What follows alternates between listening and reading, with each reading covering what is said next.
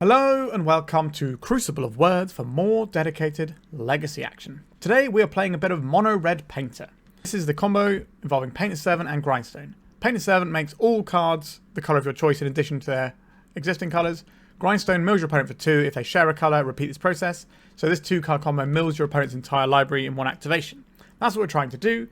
And Painted Servant also allows us to play these red blasts and pyroblasts, which with Painted Servant in play is just counterspell or Vindicate for 1 mana instant speed, but Pyroblast and Red Elemental Blast are just good in Legacy because blue is so strong and there's so many blue decks that you get to hit things with. So that's like the core way that we're trying to win, and the way we're trying to put this together is using Goblin Engineer and Goblin Welder, so we get to get some value by welding things in and out, as well as making it so we can tutor for our pieces and get them back.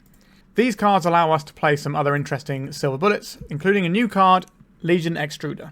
So we can find this off of the Engineer and put it in with the Engineer or the Welder. It's 2 mana, enters the battlefield, shocks something, and then we pay 2, sacrifice another artifact, and create a 3/3 Golem. So our deck does have a pretty solid beatdown plan via Urza's Saga that we can then supplement with Legion Extruder by getting rid of like Lotus Petals we don't need or whatever. Or if we've had like our Grindstone being Pithy Needle or whatever, again we can just start turning it into 3/3 Golems and make a wide board that way. But we've got a few other things that we can pull out here as well with our Engineer. The most common one being Phyrexian Dragon Engine. Ignore the other 2 parts of this. It's basically just the 3 mana 2/2 double striking side. But when it enters the battlefield from your graveyard, we discard a hand and draw 3 cards. But normally, this is like a one-shot thing where we unearth it and get some cards. However, our deck doesn't play normally. Our deck has Goblin Welder and Goblin Engineer. So we can keep welding this in and out and drawing loads and loads of cards. And that's the plan here. We've also got Breya's Apprentice as another card advantage engine that we can get with our Engineers and start just increasing our amount of resources until we can win the game. Fable Breaker is a card that ties a lot of red decks together in Legacy, and it's doing the same here. Being able to copy some of our things like Goblin Engineers and make a hasty copy once we flip this is incredible. It allows us to then tutor for whatever we want with a hasty thing that can weld it back in, and that's all pretty good. Because when there's a Saga deck, we've also got this little package of Lavaspur Boots and Saga Lantern that we can call upon. And then there's a few other interesting cards in this pile here. So Goblin Engineer allows us to play a single Phyrexian Devourer that we can entomb using the Engineer. And the reason we want to do that is Agatha's Soul Cauldron. So this is a piece of graveyard hate, which is good in the meta right now. But also, if we exile anything creature-wise, we then get the activated abilities of whatever we've activated if it's a creature onto all of our creatures that have +1/+1 counters. And this also puts +1/+1 counters on the things as you exile creatures. So the idea is, we put this Phyrexian Devourer into graveyard, we exile it with Agatha's Soul Cauldron and put a counter on this. And then this creature will have the text of Phyrexian Devourer, but not the sacrifice it if its power is 7 or greater text. So we can then just attack, exile a bunch of our library until our opponent is taking a lethal attack. So we got this little combo built in, but also Agatha's Soul Cauldron is just quite nice here to turn stuff into like Engineers and Welders anyway. So it has some text there. We also have a one-of Chaos Defiler. This is a thing we can tutor with the Engineer and then bring back with the Welder. And once this starts going in and out of play, it's pretty much lights out for your opponent because they're going to be losing a lot of their permanents. And we've got some removal spells in Lightning Bolt and Fury to sort of tie the room together. That's pretty much it. We've got a lot of mountains. We've only got a couple of great furnaces. They've definitely trimmed down on those compared to earlier painter lists.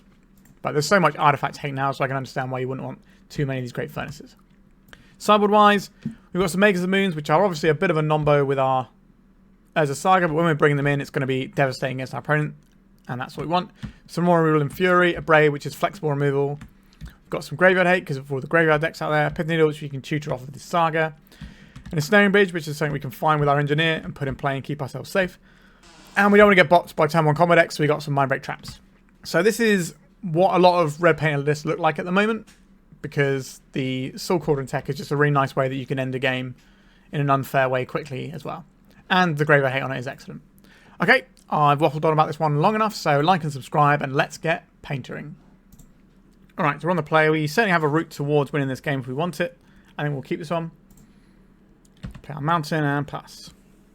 Oh, we appear to have the new mountains that aren't out yet. That's exciting. So we have a choice already that's kind of a big deal on this turn. Okay, now we don't have to make that choice because we've drawn a Grindstone. I'm going to play out this Goblin Engineer. If it doesn't resolve, it's not the end of the world, but we can go and get something like a Breya's Apprentice and get some card advantage going that way, because we have the combo rolled up. It's 6 mana total for the combo, 2 for this, 1 for the Grindstone, and then 3 for the activation. Right, we've got a meticulous archive. This might be a surveil into a daze. Or they might just be getting some information and working out if they can afford to just wait for this to come in and then plow it. Alright, we're getting a Force of Will. Pitching an Uro. So I'm getting Bant vibes from our opponents. But there could be many colours. But I think the meticulous archive usually means they're going to be solid Bant. Whereas the 4-5 colour decks have to have the Tri-lands instead, so they can piece everything together. A Pyroblast. That is a nice one to have here. Let me play this out. We'll go for this Painter. Hold up the Pyroblast to protect it. And we can pay around a daze if that's the thing we're worried about. If this gets countered, we're going to have to pivot. But obviously we can Pyroblast it while it's on the stack as well. But now we have protection against removal. And then hopefully we can just Grindstone our opponent next turn. Doorkeeper Thrall. That is not a thing I am bothered about. If our opponent's going to be doing Dreadnought things, which almost seems like a certainty with the Doorkeeper Thrall, that's fine if they want to make a bunch of threats. There's a Dreadnought. Be my guest. This doesn't stop what we're trying to accomplish over here. Sure, you can have another Dreadnought. 2 cards left in their hand. You're going to crash for 1 with the little Thrall? They are. Alright, so they're going to put us to 17. Then we can untap and just go for it here. Goblin Welder. Sure, let's play this Grindstone. What have you got to say about that opponent? A daze. 1, 2, 3, 4. So if we pay for this... This is a lot of damage coming the other way, isn't it? I think we will pay for this, because our opponent is showing us Source of Plowshares mana. Right, they didn't have the Source of Plowshares right there. This means we can probably just Grindstone away now. And while our opponent's tapped out... Alright, we got the concession there. I was a little bit worried that if they had the plow as well, that's going to be difficult. We're probably going to have to pay for this. And if they plow here... I guess if they have to plow, then we can Grindstone in response. They were kind of in a bit of a bind, actually, thinking about it. Yeah, no, we were fine there. Let's go to sideboarding.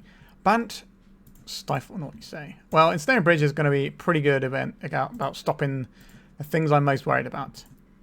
Magus of the Moon. I don't think it's worth getting rid of our Urza Saga for Magus of the Moon in this matchup. I like the Abrade, obviously, because it blows up the Dreadnought. Not a big fan of the Fury here. I am a little bit worried about Uros, but I don't think we need to bring in Leyline the Void. We can just try and rely on this Soul Guide Lantern. So we're looking for 1 more cut here. So Defiler is pretty good. The Lightning Bolts are nice for being able to deal with opposing Doorkeeper Thralls. And the Legion Extruder is a tutable way of dealing with them as well. So I'm down with those. We could trim on... Actually, I think it's the Lavaspur Boots that goes here. I think we're not trying to beat our opponent down necessarily. Like, we'll be able to beat through any of their creatures apart from their big payoffs anyway. And we're trying to get the Ensnaring Bridge to protect from that, so I think this is where I want to be. We have to be careful. Things like Collector Roof might jam us up if our opponent has that. This hand looks good. This is a turn 3 kill if our opponent's got nothing. We can make it a turn 2 kill if we really wanted, but that feels a little bit sketchy to me. I don't think we need to play out that aggressively. I think I want this mountain. That was Lotus Petal.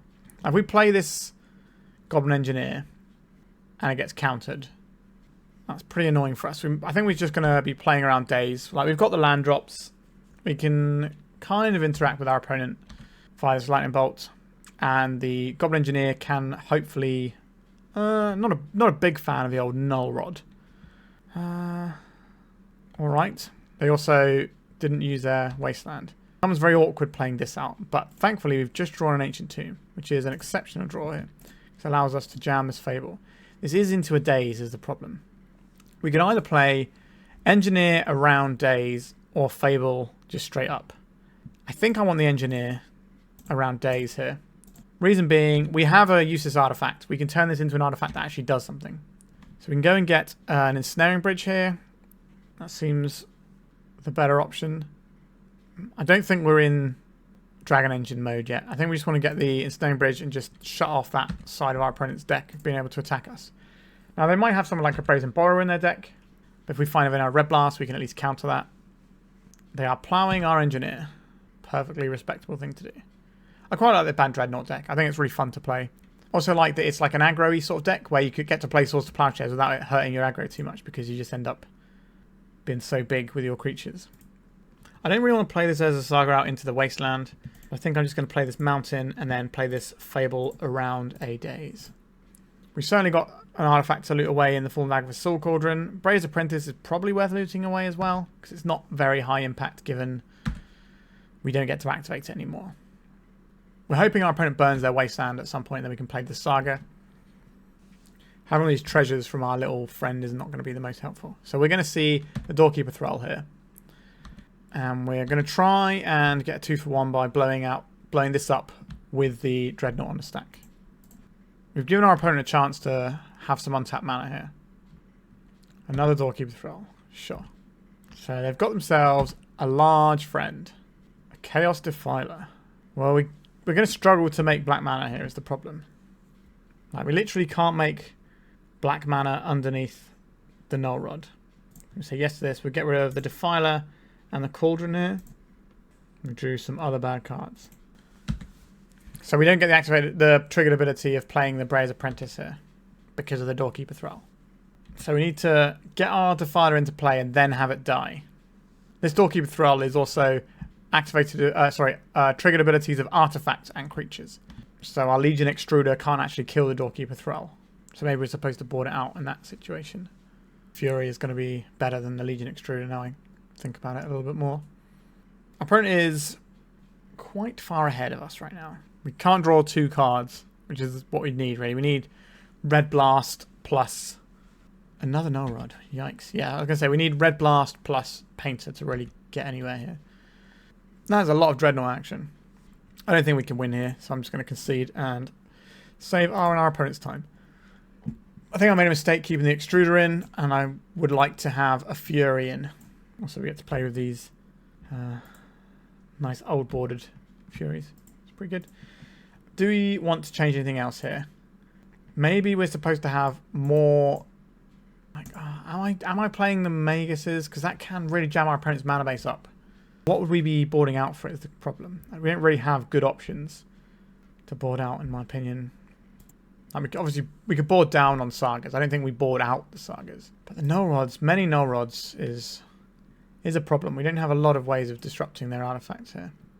Maybe we'll just get rid of this and play a Fury. That is a thing we can maybe try and remove the Doorkeeper Thrall. Our opponent's deck will almost certainly have a basic island in, possibly a basic plains. And then they will have plows they can cast off that plains, and they'll also have Hydroblast they can cast off of the island. So I'm not sure how good Magus of the Moon is. It can be a thing that buys us time, but we could also just do some like big Urza Saga game and get that way. So this is Urza Saga gaming right here. I think this is acceptable. Get this down. Play this to make our constructs bigger. Further on down the line. Oh, we're getting a Force of Will on our Grindstone. So our opponent going to try and do a surgical extraction on this. That would make some sense. Okay, we're just going to get wastelanded, and now our hand doesn't do an awful lot of anything. City of Traitors, that's not the one we wanted, was it? We don't need to play around days here. So we just keep cards in hand while it's worth keeping them in hand. So now we've got a Soul Cauldron, we can start chipping away our opponent's graveyard so that we don't have to worry about Uro. Obviously they can stifle the Uro trigger or dress down Uro, that sort of jam. If they've got Life from Malone, I'd very much like to remove this wasteland. It's not likely they have it, but it's a thing they might have, and it's free for us to take it here, as opposed to the Force of Will. So you don't have to worry about this, because I don't think our opponent has Mystic Sanctuary in their deck. Okay, am I expecting any 2 mana? We have to pay 2 mana counts. So Spell Pierce won't hit this. I don't think we need to play out this Petal right now. We're already playing around days. A Blue Blast. I guess we're not getting ourselves the Phyrexian Phyrexian Devourer. That would have been pretty sweet there. Let's get rid of this Blue Blast. It's just half an unlicensed hearse that also does other things. It's pretty tasty. I do enjoy this Goblin Welder as a thing we have. Let's put this in. So we can bring back the Grindstone by sacking our Lotus Petal next turn. And then we can start grindstoning ourselves until we find something that works for us. Now, we might just eat a Source of Plowshares here. We might eat a Doorkeeper Thrall into Phyrexian Dreadnought. But we only have one... Our opponent was asking us about the blue text on this guy, because this can cast can be cast by spending mana as though it was any mana card. So it's just this line on the Agatha Soul Cauldron that never comes up. You may spend mana as though it were mana of any colour to activate abilities of creatures you control. There is a Brainstorm. Yeah, so the text here, it says, can be cast by spending mana as though it were mana of any colour. But that's not what actually happens. It's the activated ability. So in theory, that blue text should be after the ability. But it might just be a templating issue. It didn't have that while it was in our hand, so it's not as if we could cast it off of colourless anyway. Not that I would do that if we had that option. Let's get rid of this force. Keep eating the cards away. Surgically extracting our Grindstone. Alrighty then. So I did think that they had the surge extraction earlier when the Grindstone got countered so hard so early on. Because normally you want to fight over the Painter more than the Grindstone because the Painter enables Red Blast as well. Alright, deck. We're going to need a little bit of help here. We could attack here and then... I think our opponent could have an Endurance, so I don't really want to attack. That puts us in a bit of a bind, doesn't it? I think we just have to pass here. We probably want to play out one of our artifacts. I'll play out the Mox Opal. This way, if something happens to our Soul Cauldron, we can get it back. Maybe we're not supposed to have activated our Soul Cauldron on our opponent's end step because they can surgically extract. And we can stop them doing that so we still have one copy of Grindstone in our deck. But our opponent isn't really playing any threats, so I am very conscious of a Murktide region over there. If I put a card in the graveyard here, then we have to activate the Soul Cauldron. They bind off a Surgical.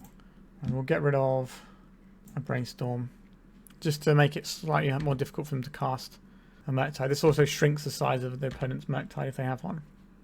They normally don't have it main, but it's quite often a thing that they board in. Would they board it in this matchup? When we're going to be boarding in Graveyard Hate? Actually, I don't know. Feels like we're about to get Phyrexian Dreadnoughted. There it is. So we don't have a lot of time to work our way out of this one. Soul Guide Lantern. That does cantrip. I will take a cantrip. If we crack this, it's not actually going to impact things that much, is it? Could play out this City of Traitors, though, and just save ourselves the life points. To play this out, I would like to draw a card, please. So this didn't have an ability when it came in because of the Doorkeeper Thrall. Okay, we have a weird line here.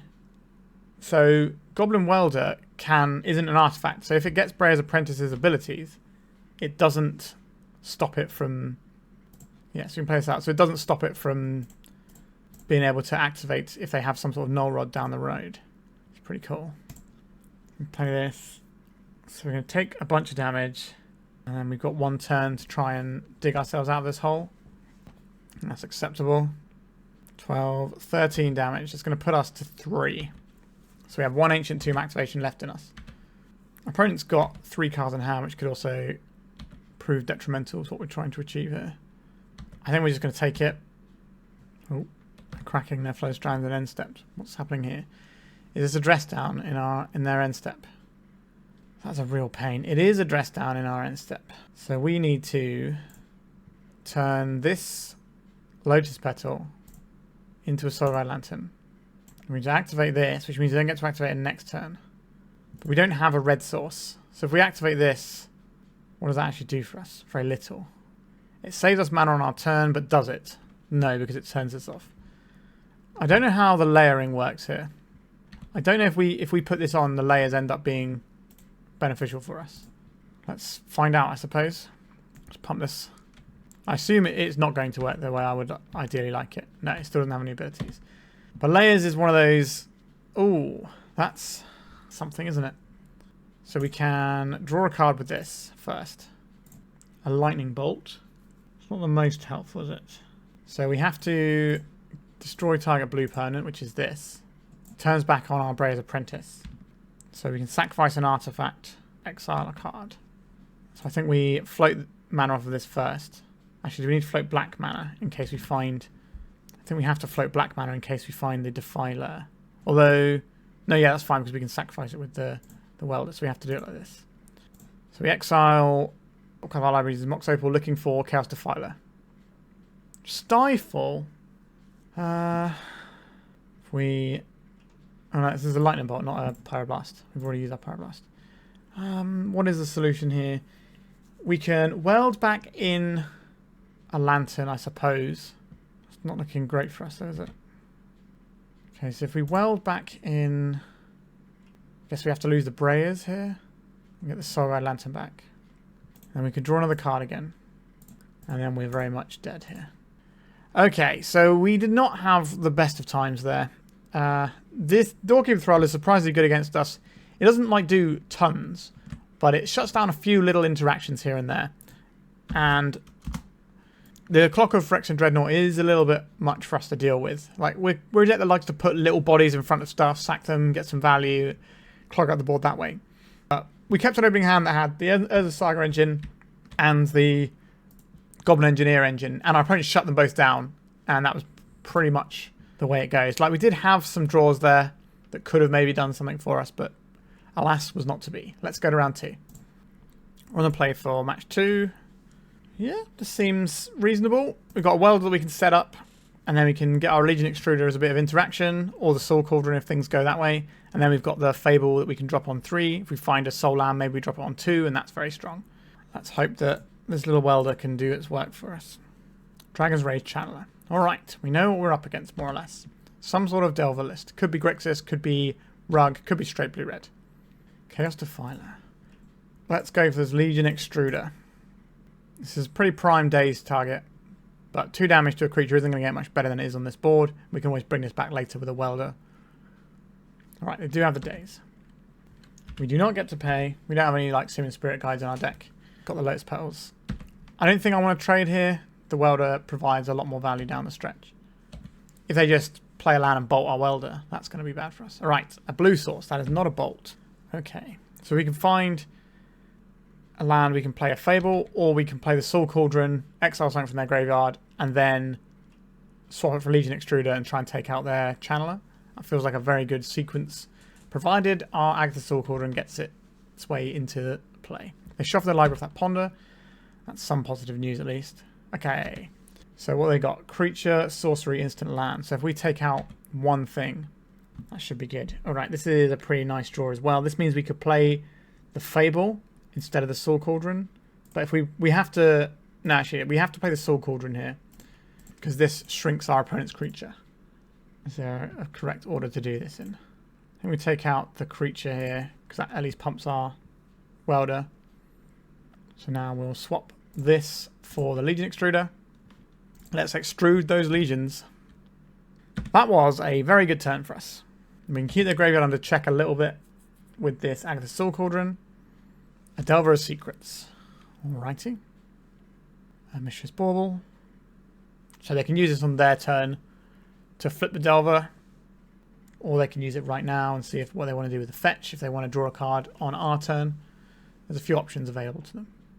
Right, so they wanted to go with extra cards for our turn to interact with. Right, now they're cracking their fetch land. A lightning bolt, you say. How do I feel about this? What is this Legion Extruder doing for us right now? Would I rather have a land? I think I would rather have a land. So I would like to turn this Extruder into a furnace. We couldn't save it because we can only make it one bigger, so it still died to the bolt. A Goblin Engineer, you say? We can play a Goblin Engineer around a days. Gives us access to the Legion Extruder in the very near future. Or we could just try and jam this Fable. But I think the Engineer is just the better play here, right? What do we want to fetch? I kind of want this Mox Opal so I can play Artificer, but we need something that gives us more artifacts in play. So I think that means taking the Breya's Apprentice here. 1, 2, 3, 4, 5, 6, 7. I think we want to do this now and take out a sorcery. That means if they do get a Murktide next turn, it's going to be smaller. So we can make our Engineer into a welder using the Soul Cauldron. If our opponent's holding up red mana at that time, it's not going to work out great for us. But we can mess with their graveyard again and then chuck the Extruder into play. And that'll always be able to kill a Delver. 2 Delvers. And a Wasteland, so we're going to lose the Great Furnace here. That narrows our options a little bit. And kind of focuses us into this control role with the Legion Extruder. A Sokenzan. Does that change anything here? So we could turn our Engineer into a welder. And play the Fable. That seems pretty good. So if we take this welder. So now we have a welder instead of an Engineer. We can play this. Alright, we're just in with this. I think we do want to just put the extruder in right now. But we could put the Breyas in.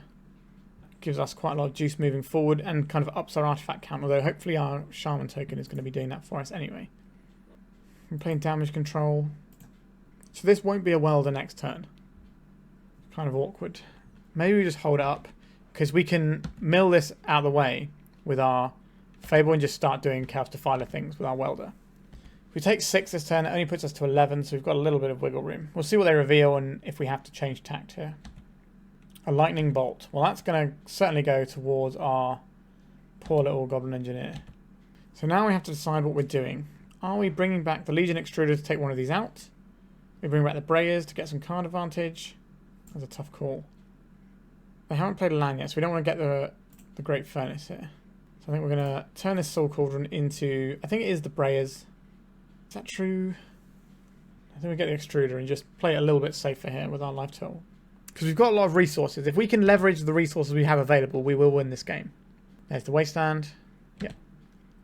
I think it's better to take out one of their threats than get the land back there.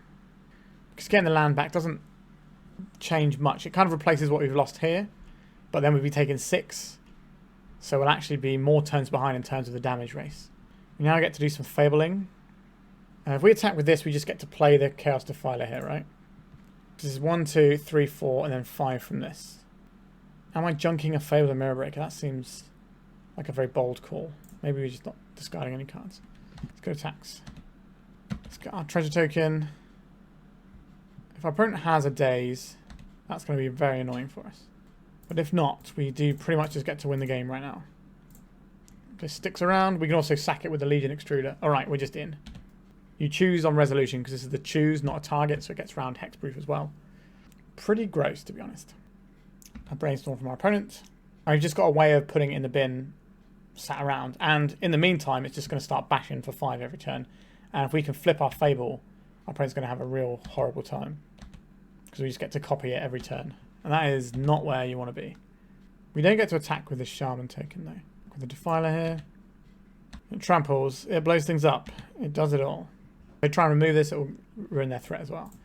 So now we just get to play another Fable, and we can follow up with an Urza Saga. We'll lose our City of Traitors, but it means we get to hold up the Legion Extruder in case we need to sacrifice our guy for some value. So this is what I mean about, we had the tools to win the game, we just needed to make sure that we could survive long enough to use those tools, and now we are in a very commanding position where even something like a Murktide, which can ordinarily completely swing a game, won't do anything here. Yeah, so we get to copy the Chaos Defiler next turn. So we swing with 10 power, blowing up one of their guys, hit them for 10, and we just finish them that turn as well. Okay, so I think an Ensnaring Bridge would probably not hurt here. The Abrade and the Furies also look pretty good. Pithing Needle for Wasteland is kind of a weird one, because we don't want them to blow up our Urza Sagas. But if our Saga runs its course and grabs us the Pithing Needle, then what, you know what I mean? It's already been and gone at that point.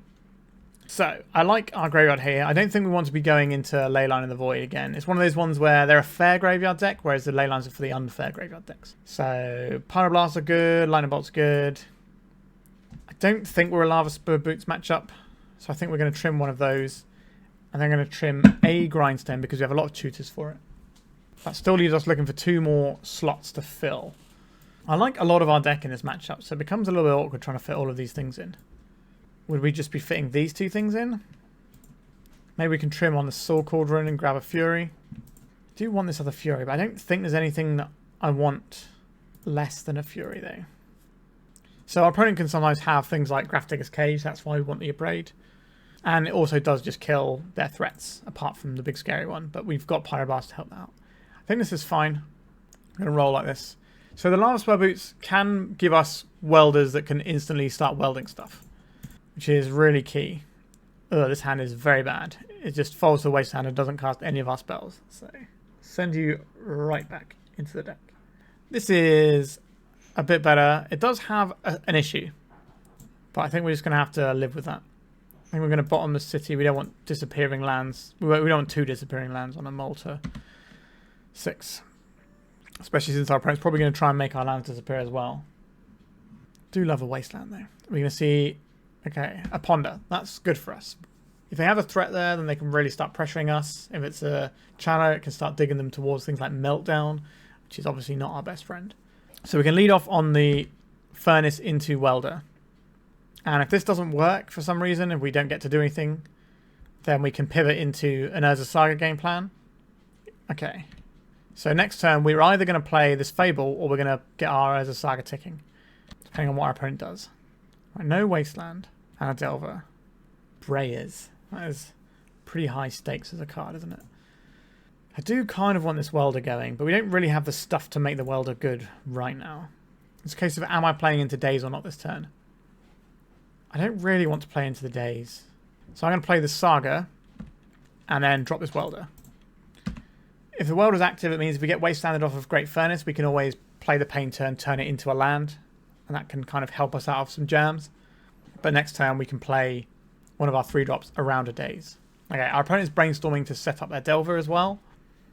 They might have something like a Alluring Reveal they'll shuffle in their upkeep as well. That is a possibility. But we'll see. Don't see a lot of Alluring Reveals, but seeing one wouldn't surprise me. A Brainstorm. Alright. A Wasteland. There is a Wasteland, so we're going to lose the Saga. Oh no, we're going to lose the Furnace. That's kind of scarier in a lot of ways, because that means our opponent might be trying to melt us down. Which will beat us. I don't think we can beat the Meltdown with our hand here. So we have to play like they don't have it, because it's not going to be good for us if they do have it. So this starts making some guys. And then next turn we can try and Grindstone our opponent out. We can fetch the Grindstone off the Saga. And then we have 5 mana available to us then, which is enough to play Painter's Servant. Oh, maybe not then. We get a token here, which can then become our red source, if that's what we want. Oh, this looks like Big Daddy Murktide all up in our business. There it is. If I attack with a Channeler, we have a weird choice of whether or not we block and deal damage or block and turn it into a land. Our opponent not attacking has meant that we have a very easy choice of being able to turn this into a Great Furnace. Give me that land. Pyroblast. That is a nice one to see there, isn't it? Our opponent's got 1 card in hand, so we should be able to get this doing what we need it to do. We don't actually need this for the Pyroblast to work. I think we'll destroy target opponent if it's blue. Opponent is certainly blue. But our Ancient Tombs are certainly not free either. But we can just draw Grindstone and win next turn. We could draw an Engineer. That doesn't quite get us there, does it? No, it does get us there, right? If we draw an Engineer. A Delver, sure. Don't want to see a Lightning Bolt out of our opponent. But I think if they had one, they'd be firing off already. So it could just be this Daze that we've been playing around. But our life total is getting a little bit small. So I want to put this Apprentice into play. Mox Opal. I'd very much like to have this Mox Opal. I'm not a big fan of taking this much damage from my own lands. We need our opponent to not flip their Delver. If they have any spell here, they're quite likely to fire it off just to get the Surveil. But this does give us a blocker. So the other option, playing the Fable, means that we're definitely dead if the Delver flips. Whereas at least this way, we can chump block for a turn and we get to sacrifice an artifact with our Breya's Apprentice, and maybe that will find us where we need to be. I could have attacked with the Painted Servant, but having a 1/3 back on blocks isn't the worst. Okay, so the Delver's flipping is what you're telling me. And this is also going to flip the Channeler. So that's 3, 6, 9 damage coming in. We can only block 3 of it, and then we lose. Unless they've completely bricked and they don't get to put anything on top for Delver. That seems very unlikely in this situation. They don't have an artifact that we can welder. Alright, that's us dead. Okay, do we want to do anything differently here? Maybe I do want this Fury. We're just getting the weeds in games like that. The Soul Cauldron does look good though. It's sacrilege to be thinking about binning off a Fable the Mirror Breaker because it's so expensive. I could take out a Cauldron here. Although if we're on the play, the Cauldron does look slightly better than a Fury anyway. Yeah, okay, no, I think we're going to go back in as we decided before. Welder, Engineer, Painter. Yeah, our hand is full of gas. Our opponent has to have quite a lot of interaction to beat this hand. Which is certainly what Delver's all about, right? Efficient threats, cantrips, and then good answers. So, certainly within their wheelhouse to beat this draw. We're not super exposed to Meltdown either. This Sokenzan not being a basic mountain might end up costing us the game later on though. Our opponent is mulliganing quite steeply there. This might bode well for us. So we got a Welder.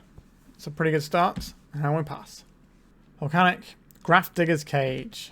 Creature cards in graveyards and libraries can't enter the battlefield, but artifacts can. So that doesn't stop everything we're doing. It stops things like Defiler going in and out. Although, if we cast a Defiler or put it in the first time... Well, we can't put it in the first time because of the cage. But if we can cast a Defiler and blow it up in the first place, it's not going to matter as much. Agatha's Soul Cauldron, you say? Let's put in Phyrexian Devourer, I think. Am I going to attack here with my Welder? I think I will. So we've got the Soul Cauldron for next turn. We can just Soul Cauldron onto like our Engineer and then try and win the game that way. And if that doesn't work, we can then reload with the second Engineer. We have very good options here. There is a Brainstorm from our opponent.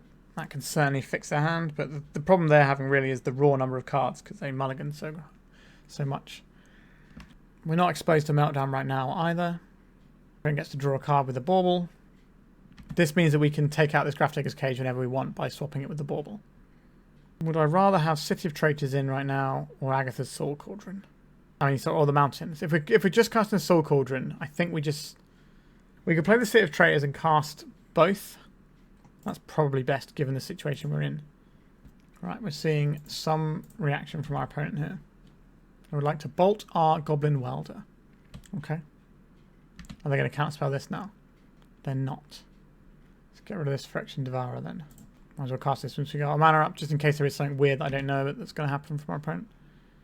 So yes, we're going to get the Grindstone here. Let's go to attacks.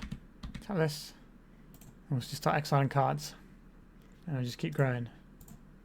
Right, so we exiled a bunch of cards and smashed our opponent down. The mulligan definitely helped us from our opponent's end, but our hand was super stacked. I think even on a 7-card hand, our opponent's going to struggle on that one. Alright, we're 1-1. Let's go to round 3. I don't like this hand. We have one very fragile land. We got this Devourer, so it's already a mulligan. I think this is going again. Ugh! That's even worse. Let's something a bit tastier. Oh, Lord. Are we going to 4 cards? Or are we just going to believe in the heart of the cards that we can draw? Red Source. Red Source in this hand gets there. Is that better than going to 4? What would this 5-card hand look like? Probably these 5 cards and bin these 2 off. I guess. I would not blame anyone who went to 4 cards there. Let's go down. Does expose it to Lightning Bolt. But I think we've got to take chances. This means if we draw Grindstone, we can just win the game next turn. Ancient 2. We're going to see a Chalice. No, Soon Spirit Guide being pitched. So we're going to see like a Fable. There it is. Okay. Can we draw a Grindstone? Let's get lucky one time. Okay. Now we're going to draw the Grindstone for sure. Because we're just having our creature nuked by the Fury. They pitched a Shadow Skull Smashing. Yikes. We named blue, so it's going to tell our opponent quite likely that we're going to be Red Painter. Like, this isn't the worst in the world. So we can make the boots. And our painter can have some fetching booties. This makes him harder to deal with. And allows us to block and kill this Shaman token. Which I think is what we have to do here. Rather than just letting them accrue all these treasures to play these cards in their hand. Okay, they've binned off a City of Traitors and a Fable and Mirror Breaker. They've played out another Ancient Tomb. Okay, we've got a Fury here. So they're going to be paying the ward here. They are very fearful of us. But we've certainly punched ourselves in the face a fair amount here. Oh, they got a follow-up as well. A Chalice for 1. Chalice for 1. That's not the worst because we do have a Goblin Engineer that can get a Grindstone into play around a Chalice. A Welder. That's not anything here. A Broadside Bombardiers. So this is hitting for 4 this turn. And the next turn they hit for lethal. What can we get from 1 draw step? Well, they're going to hit for 6 this turn because they're going to fire this treasure at us, I'm pretty sure. They're just so far ahead. Broadside Bombardiers is absolute house. Yeah, they don't need to do anything. We can draw for turn and then scoop it up. Ah, there's the red source. A little too late, I'm afraid. Okay, so mono red prison. Or like stompy beatdown, I guess. So Abrade is good. Furies are good. Pithing Needle for Broadside Bombardiers is actually good here. And the Ensnaring Bridge isn't too shabby either. If our opponent's bringing in some graveyard hate, which is relatively likely given we're a painted deck, I don't think we want the Soul Cauldron. Are we just boarding out the Soul Cauldron package completely? What does that look like? That means us trying to find one more card, which can be our Soul Red Lantern. So that's what this would look like. We have Pyroblasts, which aren't great here, obviously, because they don't have blue spells. They're great with Painter. Do we need them, is the next question. Can we play this game without this package? And have this back in as a nice way of trying to win the game in that sort of fashion. That can work for us. So the Pyroblasts are nice in terms of having Painter on blue and blowing stuff up. But this is such a dead card without them. I guess it can pitch to Fury. That's not the worst. Maybe we'll hedge with one Pyroblast. But like they're a Chalice deck as well, which doesn't feel great either. No, I'm off it. I'm just going to have this Soul Cauldron and just get Leyline in the Void. I don't want to bring in a 1-drop against the Chalice deck. Yeah, this hand slaps pretty hard, I think. We've got some useful things here. We'll keep this. If our opponent begins with a Leyline, we probably have to play... I didn't begin with a Leyline. I was going to say, begin with a Leyline, we probably have to play the Grindstone. Yeah, the Grindstone. Because the Welder won't do anything. So we play this out. I would like to have a Goblin Welder in play, please. We can cast a Fury next turn, right? If we... No, no, we don't have the Grindstone in play, right? Shatter Skull Smashing from our opponents. If they play a Blood Moon, which seems very unlikely, then that doesn't really hurt us. It's actively what we're looking for. Let's get this going. What do we want here? Is it just a Breya's Apprentice and just start doing that whole jam? Or we could work towards the combo is the other thing. Because we have an active Welder and an Artifact. This is a really tough call. I'm going to go for the Painter. Our opponent's Graveyard Hate is likely to be something like an Unlicensed Hearse, which we can then respond to when it's on the stack.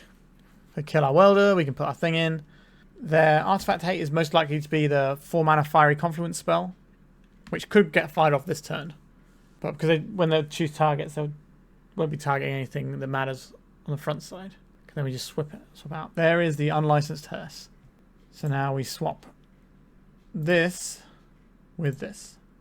We don't have a Pyroblast we're going to name. I don't really want to name red because of Fury on our opponent's side is very good here. We just name green. A ye olde Unlicensed Hearse. Fury is very horrible for us here. Pitch to Blood Moon to Furious. I understand. What are they going to take? Are they going to take the Painter or not? They're going to take the Painter and the Welder.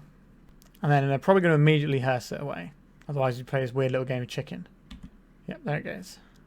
That was a very good turn from our opponent there. I would like to play this Grindstone. I guess we'll jab for one. We do have like a mid-rangey beatdown plan in our deck. Like Legion Extruder, Urza Saga, stuff like that. Our opponent did show us they kept the Blood Moons in, presumably because we have Urza Saga in our deck. It seems like a very clean way of answering those, which can definitely beat our opponent if left unchecked. 4 mana, the One Ring. Yep, that's a very good Magic the Gathering card. We can't really Grindstone ourselves that effectively. Looking for something good. Great Furnace. And we can play this out. We can Grindstone ourselves and try to engineer something back at the cost of like our Grindstone. That's pretty reasonable here. See if they eat our Welder at end step. They do. So this is the turn where we could mill ourselves and get back something without having to worry about the hearse. I think we're going to do this now. Let's see if we can find something good. A Great Furnace. That is not anything good. So we are just feeding their hearse here as well. But maybe we'll draw on one of Abrade and it'll be great. A little bit worried about this One Ring. My usual metric is if the One Ring taps 3 times in a game, you win the game. So our opponent is pretty close to having... Oh dear, this is not so bad because we have the Fury. I think it's certainly mounting up. Broadside Bombardiers, that's pretty devastating. Yikes. Are they going to take our Engineer and throw... Oh, they're going to throw the One Ring at our Engineer. I think I'm going to keep this Grindstone in play rather than turn it into a land that is just going to get hit by the Unlicensed Hearse anyway. We do get to cast Fury on our next turn, though. Our opponent's down to 2 cards, so this is not the worst. They've got rid of their One Ring now as well. An Urza Saga. I guess it might do something. Let's cast this. 1, 2, 3, 4, 5. This is a very good pickup for us. So we get to do 2 and 2 on this. Shred their board. Have the biggest thing on board. And if they don't have a Blood Moon, we do get to start making out like a bandit with this Urza Saga and just pumping out the large constructs. And the first one will be a 3-3. Sure, you can do some Hersing. Game is no longer about my graveyard. Okay. They've got themselves another Rabble Master. They've got themselves another Broadside Bombardiers. That is an issue. They will have to sacrifice something big if they want to kill our Fury, like the Hearse. Are they willing to lose the Hearse to kill our Fury? Okay, they're going to lose the Rabble Master. Okay, so we're going to take 4 here. It's getting awkward. Phyrexian Devourer, you say? That costs 6 mana, though. So 2 mana for this, and then we have these sorts of things. That's not really looking incredible for us. Do we play this out and try and slow grind our opponent and have a look what they've boarded in? This becomes very difficult to do anything with. I guess we can force the Unlicensed Hearse out. I think we do play out the city here. So we can start grindstoning our opponent and try and see some of their sideboarding at the very least. We're not going to manually grind our opponent out here. That Hearse is very large. So I suspect what happens this turn is our opponent crews the Hearse, attacks us, and then throws... I guess they didn't have anything big enough to throw at our guy, right? Because it's going to be a 3-3. So we need a 1 mana play or greater. So anything they can sacrifice on the board to kill it right now would be the Hearse itself, which is the thing we don't want to connect anyway. We're still going to take a bunch here, though. Under the bus we go. Like, the Hearse is basically lethal anyway, so I don't really care if we're feeding it with the Grindstone. If they want to activate the Hearse instead of attacking us with it. Oh, they're going pretty low. Canoptek Scarab Swarm. That's pretty good. And that's a lot of sacrifice fodder as well. So they're going to target themselves, get a bunch of things. Oh, they only get one thing actually, because it's only lands, is it? Lands and artifacts? Artifacts or land, yeah, okay. They're going to sacrifice this to dome us for lots. Understood. Right, let's take a peek at what you got going on over there. Nothing. They brought in red elemental blasts. Maybe they thought we were on blue painter. So if they attack just with the bombardiers, they can kill us. They attack us for 1, and then this deals the other 4 points of damage. So this card is not going to cut it. So we need to tap for mana. And then what do we find here? None of these help. We don't have the Saga Lantern to try and get a redraw, so I think we are just dead here. So we could have got the Pithing Needle, I suppose, to Pithing Needle Bombardiers. But we're still just like a million miles behind. We can't block this. So we're taking 3, 4 damage this turn. So maybe we do get 1 more draw step. Maybe we make a... If we'd have made a construct and then got the Pithing Needle, block and stop this Bombardiers, maybe that's something. But then they animate this, attack with it. We have to block it with the construct. Then we take 3, and then we're dead next turn. But it does give us an out to find the painter. Yeah, I think we maybe made a mistake there. I don't necessarily think that wins us the game, but we might have been able to see another turn. All right, let's go to round 4. Intriguing. I like this hand. I'm going to keep it. What we're going to do is play Soul Cauldron on 1. That gives us some graveyard hate. It's just there in case our opponent's some sort of super fast combo deck. And then we can follow up with a Fable. This does expose us to a Wasteland, but we have 2 mana sources, and we'll have like 3 draws to find the third one, and that should be okay. But I think when you get given the opportunity to have a piece of graveyard hate that you can put into play on turn 1 on the play, in the current Legacy format, it's usually right to do exactly that. So here's our Ancient Tomb. Smash down the old Agatha's Soul Cauldron. And we'll pass. Den of the Bugbear. So we might be looking at another mono-red matchup. Let's get our Fable up and running here. If we can draw the Devourer for our turn next turn, we might be able to win. Because we can loot it with a Fable if it's our draw step for turn. And then we can Fury away any creatures our opponent has. Mox Opal. That's not what we were looking for, was it? What are we looting away? So this is 1, 2, 3, 4, 5. We could just play the Fury. I don't think we're on the second Fable. I think the Breyas is still fine here, though. Okay.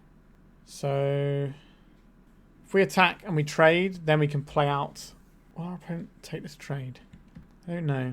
I think I'm willing to see if they'll take the trade here. And we get the treasure and they don't if they trade here. If they don't trade, then we definitely Fury it down because it means they're relying on this to do something and get them some treasure. Our opponent's paused on that one for quite a long time. Right, so the information our opponent has given us is that they want to have this Goblin Shaman in play. Now we can play this and this out. And now we have Metalcraft, so we couldn't have done this pre-combat anyway if we wanted to. 1, 2, 3, 4, 5. Just have a nice big Fury. Take out this thing that they didn't want to trade off. And then carry on with our lives. We're pretty close to having copied Fable, copy Fury on tap in a couple of turns. And that should be lights out for most of the things our opponent can do. Obviously, they can have a Fury of their own that then kills our Fable. That's pretty good too. But we've got some card advantage in our hand with the form of Breya. We can use that to turn treasure tokens into cards. Might be able to blow them out as well by sacrificing a creature. Like Breya can sacrifice itself.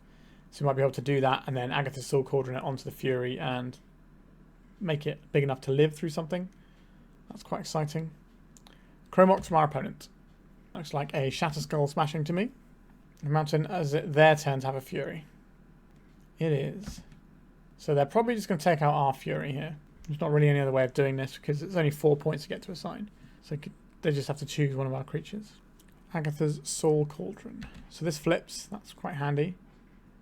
We can play this out. So we have 6 mana. So I don't particularly want to play this Painter out so it's vulnerable to sorcery speed removal like Fury. I'd rather keep that on the lowdown and have that as a thing we get to do next turn. The downside is it does cost us mana because we're leaving mana on the table this turn, but that means mana that is life. And when our opponent is crashing for 12, being on 14 feels like a nice place to be for a turn. Because they'll do 6 and 6 as their 2 attacks. So now they have a reflection of Kiki-Jiki. I'd very much like to do something about that. We can trade the Breya's Apprentice for the Fury if we want to. Another Fable. Yikes. I think the Breya's is better as a thing that we get to do stuff with next turn. Our opponent doesn't even want to endanger their Fury. I want to put a counter on my Breya's. Probably not.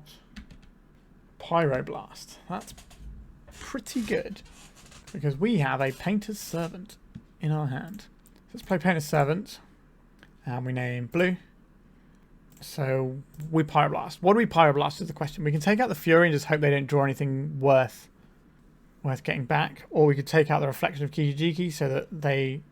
But they have another one coming up. I think we just have to take the Fury out here.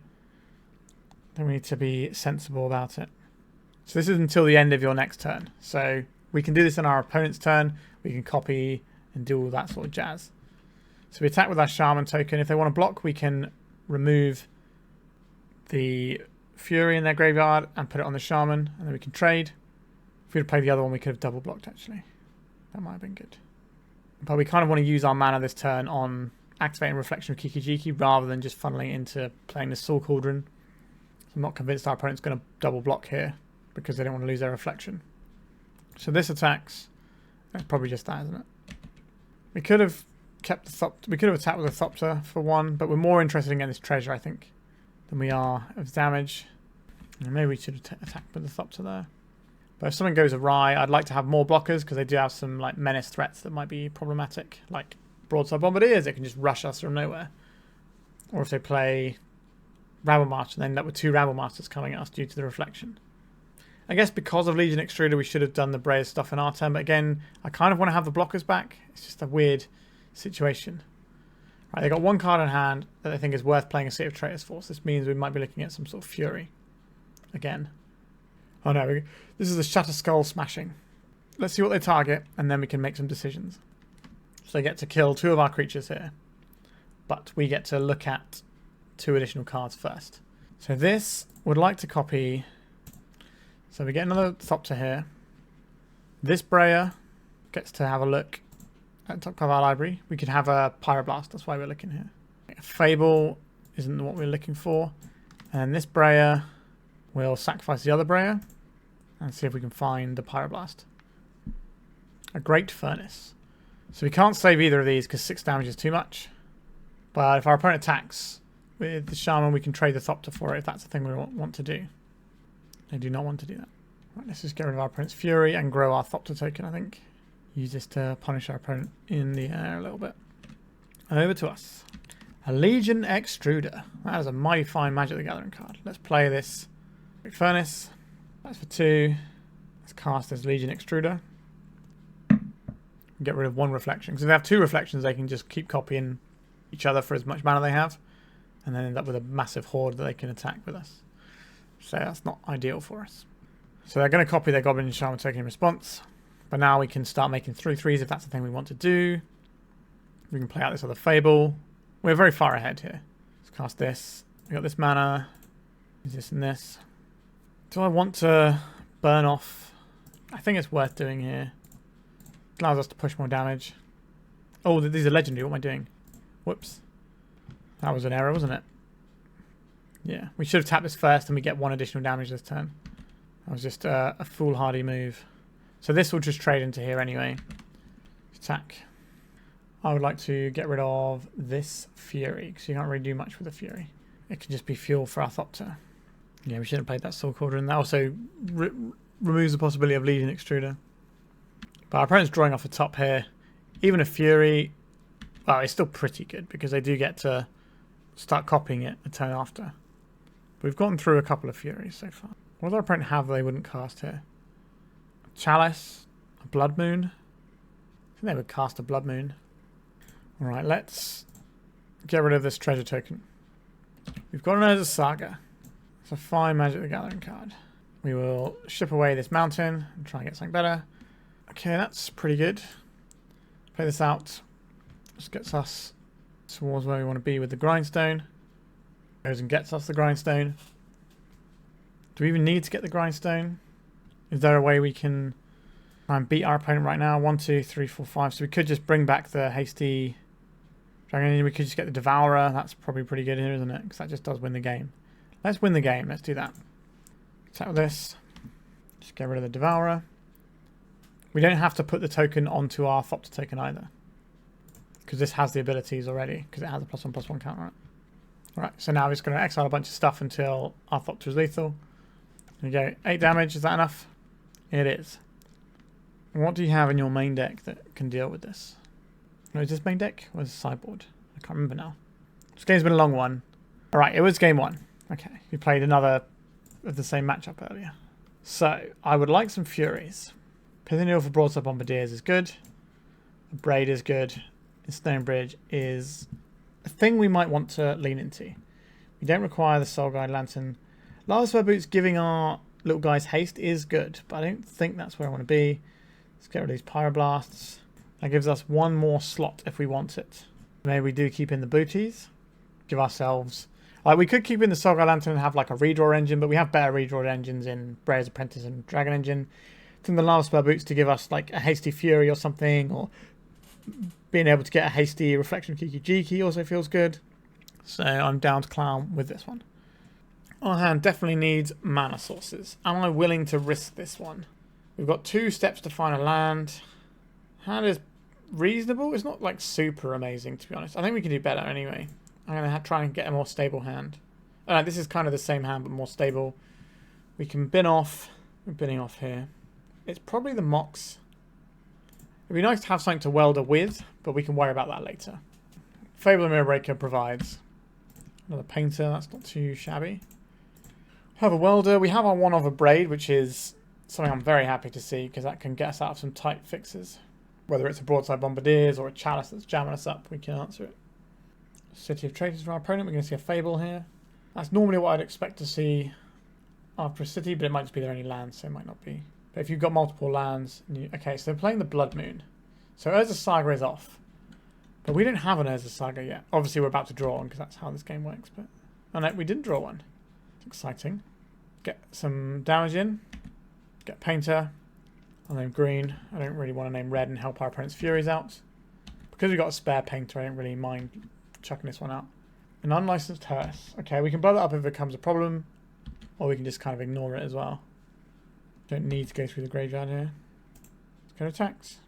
I think it's worth getting the 2 points in here rather than holding up the welder. I don't know if I want to keep this petal or not. So I'll keep it in hand for now because we're not going to use it on this turn cycle. So we can wait till next turn and then see if we want to ditch it or if we want to use it as a thing to welder. Our opponent definitely needs to have some kind of threat this turn. Like, these prison pieces aren't really going to cut it. A Fury is fine here, though, for them. It will sweep our board relatively effectively. A Null Rod. Well, well, well. If it isn't this Abrade in my hand that I was talking about. But do we even need it is another question. Goblin Engineer. Do I want to use this ability? The answer to that one is yes. Is that true? I kind of want this petal, but we're going to get a treasure off this. Yeah, okay, we've just been off the petal. Dragon Engine. Okay, so we're going to attack for 3 this turn and hold back the Welder. So here's our artifact to sacrifice. Now we can play out Goblin Engineer. We can put into the graveyard the... where is it? The Grindstone here. If our opponent tries to Hearse, we can just Welder it. And if they don't Hearse, next turn we have an Engineer and a Welder. So we can activate and then activate again. And if they spend a turn sort of messing with our board, we've still got this Reflection coming undone soon. And that's going to be able to copy some spicy things. We've got a 2/2 double striker, which looks pretty good. Fable of the Moonbreaker. It's okay with me. So it's going to flip. We're going to have this mountain as well. So then we attack with our Goblin Shaman token. I think our opponent wants to get some more mana because that's kind of where they've been stuck. I'm a little bit worried about some kind of like Fiery Confluence spell. So we have 2. So we have 1 mana to bring this back, 2 mana to Abrade, and that gives us 3 mana to fire off. But we're going to have to use these to weld, so that's not actually going to work for us. So I think we have to... Do I want to play another Painter's Servant? Is that what I'm doing here? But they'll probably just blow up both of them if I do that, if they have... So I think it's best if we just pass this turn and then we can Abrade in the end step on the Null Rod. Then we can just untap and grind them away. If they play another Hearse, then obviously we have to react to that and do our Weldering. I think we've wriggled ourselves into a reasonable spot. If they Fury us, then... Will they get rid of the Rabble Master and Bloodmoon? If they Fury us, then we have to do our Weldering and Engineering in response. But they need to have Fiery Confluence and Fury to beat us here, I think. Unless they've got some other tricksy stuff. Like another Null Rod is really irritating. Kind of undoes what we've been trying to accomplish this whole time. But it's pretty hard to go wrong with Reflection of Kiki-Jiki active. Okay, here is the Fury. Where are you going to point these Fury damages? Because if you point at our Painter's Servant, we just weld it away. So I imagine they're going on, okay, the Engineer and the Kiki-Jiki here. I would like to put this treasure token into the graveyard in exchange for this Grindstone. Our opponent is going to activate the Hearse. We're going to Engineer. Oh no, they're just letting us have it. That's even worse for us, I think. That means they've probably got the scary thing. They're going to do the Destroyer Artifact spell. Please don't do that. I have to be Simian Spirit Guide. And, okay, Broadside Bombardiers. Okay, so we want to just Abrade this Null Rod first. I think we do. Maybe that makes them tag our Painter. Maybe they're going to do that anyway. Okay, we're just going to take the damage here. Then they're going to throw this treasure at us. Or one of our creatures. And then we Abrade the Null Rod. Okay, so we're going to take out our Welder. That was expected. And then we can go destroy target artifact. Take out this Null Rod. We could Grindstone them right there. Just do it now and see if they boarded anything annoying. Or was that just a game? You don't often see anything like an Emrakul out of these decks. But there was a brief period where Painter was really, really popular, where people were playing the blue Painter a lot as well. And then people were running 1 Emrakul in the sideboard in a lot of decks. But that wasn't this one, so we managed to get the win there. So that's 4 rounds in the book. We are currently 2-2. So time for that exciting do we go positive or not game. Let's find out. We're on the play. Our hand doesn't really go anywhere. I think we can do better than this. This hand seems okay. And we'll bin off an Ancient Tomb here. So our opponent, the Daddy, is a Dredge aficionado. I think I'm going to play this Great Furnace and hold up this Pyroblast because I know our opponent is most likely on Dredge and we can hit something like a Breakthrough or a Careful Study. And then we can untap and play the Fable. Okay. I cast Careful Study. I would like to Pyroblast this. The other day I played against the Daddy and I just had like a really good deck against Dredge and I had the nuts and I felt really bad. So if there's any justice in the world, I'll get a nice absolute smashing this time. I also met the daddy in person at a tournament last year. And very, very lovely human. Faithless looting. They're not cracking their AD in response. Poxwalker's Dread Return. No dredges. Are they going to fire off this Faithless looting now? I don't think so. Sheffield Coliseum. What are we getting rid of? I don't think we want the Welder. Do you want the Welder? That doesn't tutor. We can't really play the Engineer and the Welder in the same turn. We could play the Engineer and the Painter in the same turn. I guess we could play both if we attack with this. No, we're just going to bin these off and see if we can get there in an easier fashion. Right, so we're going to attack with this.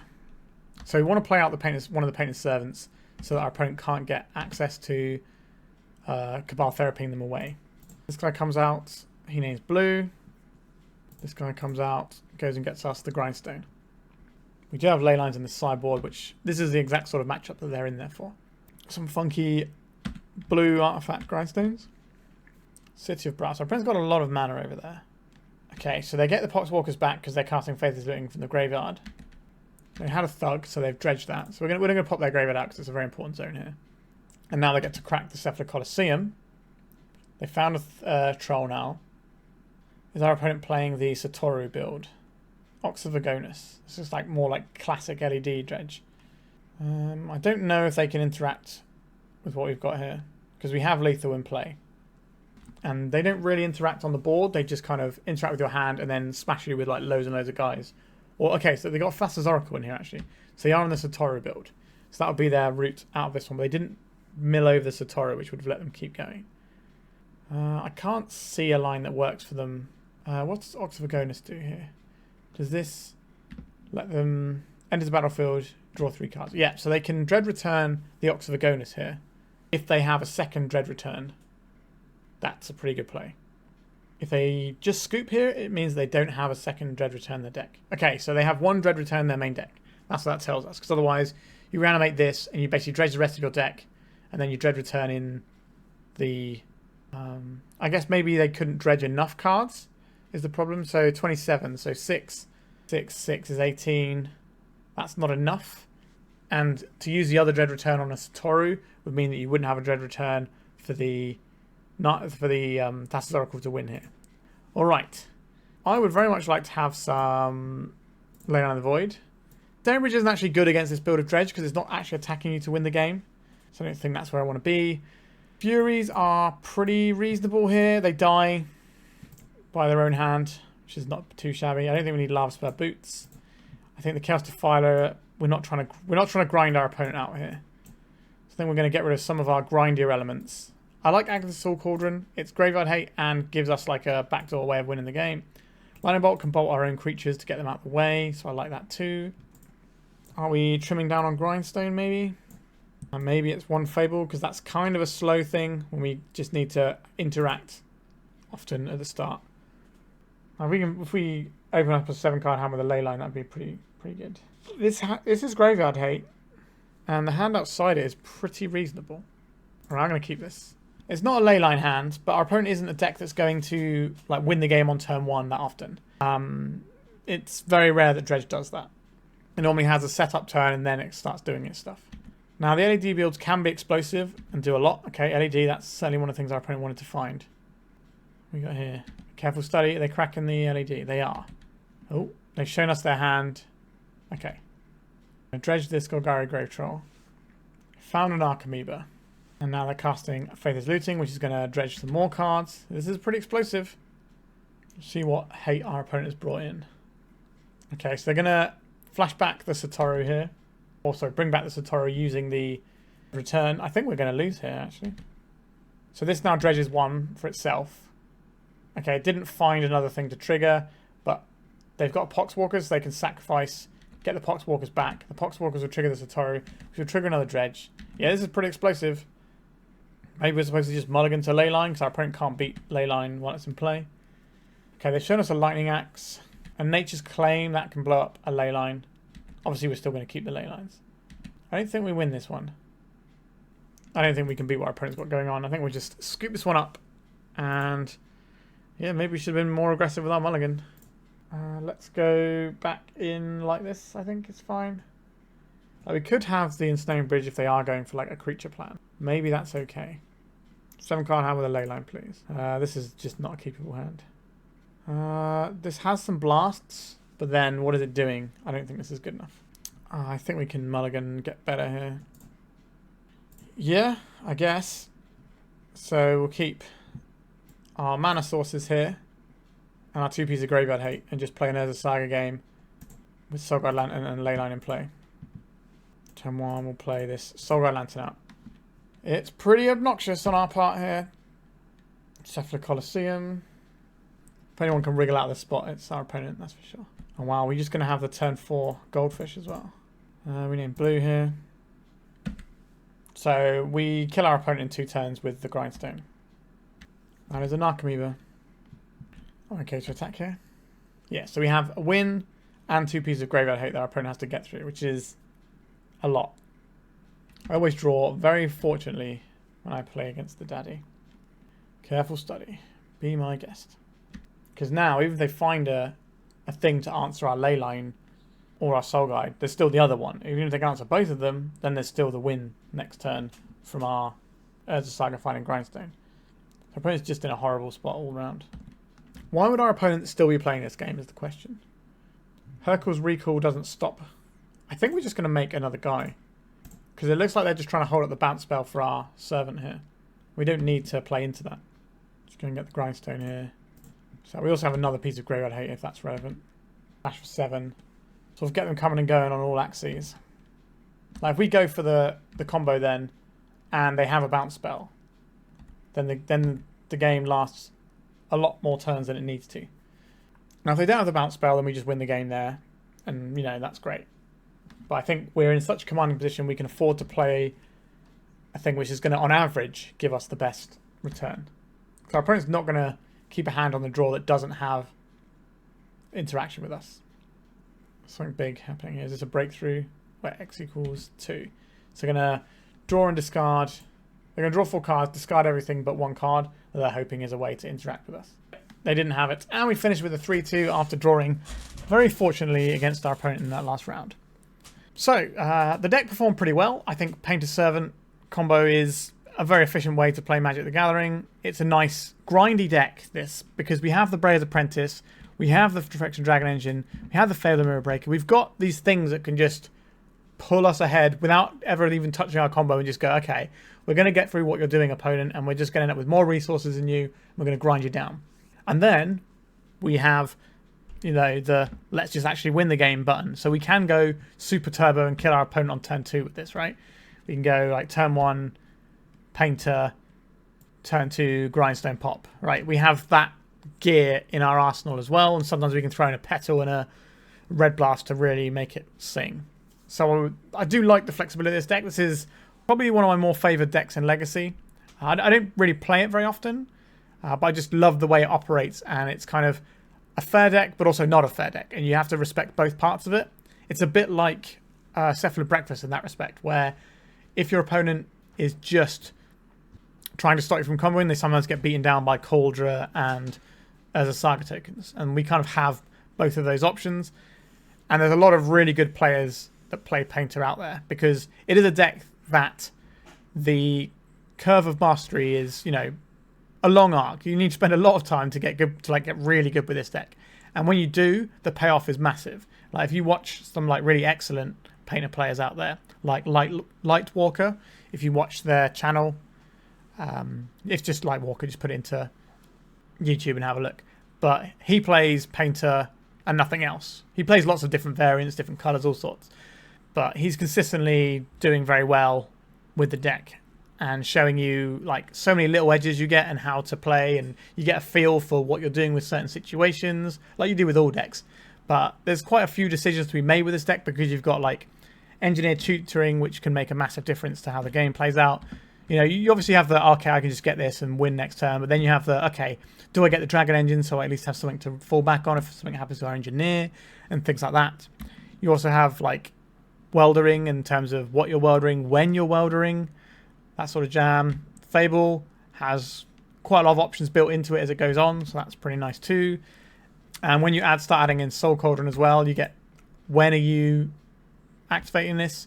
Are you saving it for stuff? Are you using it to push damage? You know, there's a lot of decisions in a deck like this, which I think is what makes it so good. And if you're looking to get into Legacy and this deck appeals to you, definitely go for it. I think there's no chance of this deck going away anytime soon. Pyroblast and Red Blast are always going to be good. Yes, people bring in Artifact Hate, but we managed to beat Artifact Hate this league. And we can just play a pretty fair game with like Urza Sagas and Furies, maybe casting a Defiler, doing some of this stuff as well.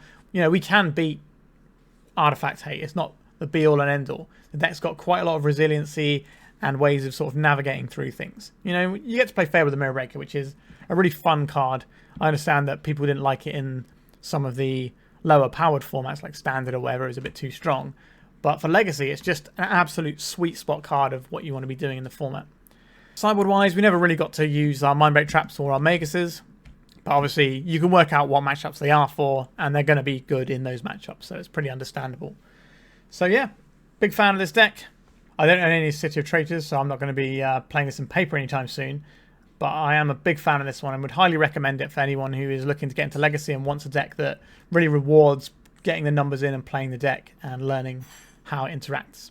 And to be honest, it is just really enjoyable to play. Because you have all these lines and lots of cheat spells and options, then it is really enjoyable to play. And there's so many different like variations of this deck. So there are some that don't play any Soul Cauldron package, you know, and there's some that have a lot more fast mana and more blasts. There's lots of different configurations of this deck, and they're all valid and all strong. So that is a real credit to the deck, because the package is pretty light, right? It's 4 Painters, 2 Grindstones, and 4 Urza Sagas. That's basically your package, and I guess you're probably not getting rid of your Welders or your Fables. But like, you can really toy with this deck. A lot of people play builds that splash just a little white for things like FS1 Canonist, which is great. So yeah, big fan, would highly recommend this deck to anyone who's looking to get into Legacy. Right, thank you so much for watching. We are done now, so please like and subscribe if you haven't. I'm really trying to push up my subscribers ahead of the Modern Horizons 3 drop-in, so I can get more eyeballs on the content I'm making for that. And there might be some early Modern Horizons content that I'll be putting out before it becomes available on Magic Online for everyone else, because I'm part of the early access as a content creator that's sponsored by Daybreak Games. So keep your eye out for that. And I'm going to also be doing a video on my top picks of Modern Horizons for Legacy, although that video might actually be out before this video, depending on when I publish them. So ignore that last bit if it's already out. But if it is, why not check it out? It'll be on my channel somewhere. All right, ramble over and done with. Thank you so much for watching, and goodbye.